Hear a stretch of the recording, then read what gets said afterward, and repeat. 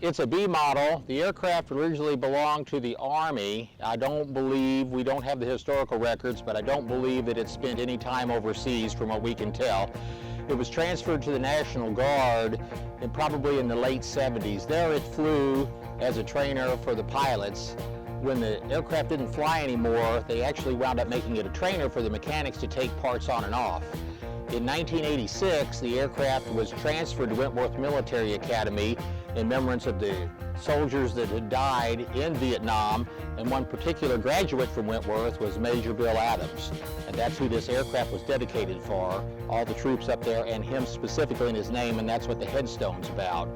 From there, the aircraft wound up in Jefferson City in a pile that was probably going to be disposed of and maybe even go to the range to get shot at. I saw the rotor blades sticking out of the fence, and of course my day became unscripted at that point, and I did what I could. That would have been September of 22 when we started the process to capture this aircraft and bring it to this museum. I think every military museum that's worth their salt needs a helicopter.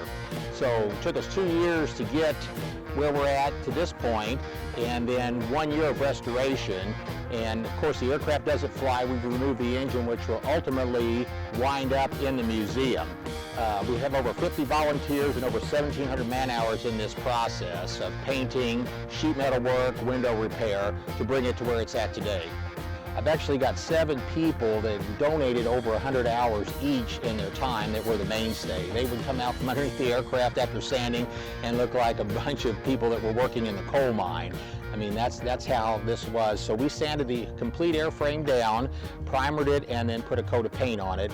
Found the original aircraft marking manual from the Army, put it back to 1964 color by the manual, and all the markings on it. And we've gone to the nth detail. It's like a full-scale model is what we wound up doing with this aircraft. Was it cumbersome? Yes. Was it a lot of work? Yes. You know, and it took us over a year to do this. And thanks to West Star Aviation for making this possible. Without their help, we wouldn't have been.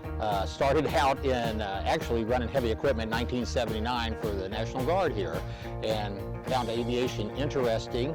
So I applied to flight school, went through flight school as a warrant officer candidate in 1986, and then I took my commission in 1989. I've commanded the brigade, an aviation brigade, fixed wing battalion, and what they call the AVCRAD, which is an Aviation Classification Repair Activity Depot, where we actually tore the aircraft all the way down and put them back together.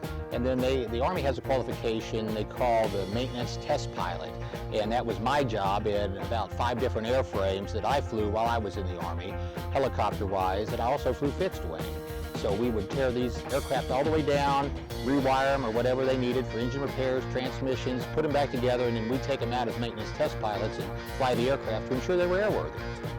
I want to make sure that the team gets a shout out today too. Without those volunteers, the community support, whether it be the Sheriff's Department, the Police Department, the City Administration, I mean, the community just come together. We had no idea when I brought this idea to the board how it was going to happen, but that's kind of the way I live life, is unscripted, and I like to make things happen. We didn't have a place to do the aircraft in repairs. It just all came together, and people stood up in droves to help us.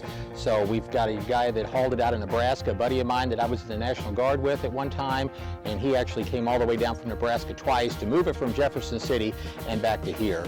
So it's one of those projects that you just love to do because the people come together, and I would cook them lunch every Saturday, so we ate well too. The Veterans Memorial is not only dedicated to the Vietnam era, but it's also dedicated to all soldiers, sailors, and airmen and Marines that served, and the Coast Guard.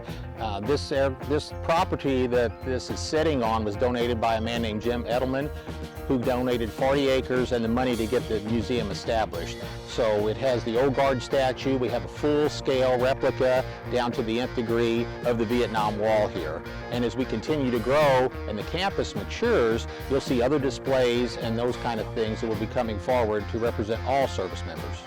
The dedication of this aircraft, where you'll actually get to see it with the camo off, July 12th at 10 o'clock. I'm retired Colonel Kevin P. Robinson, U.S. Army.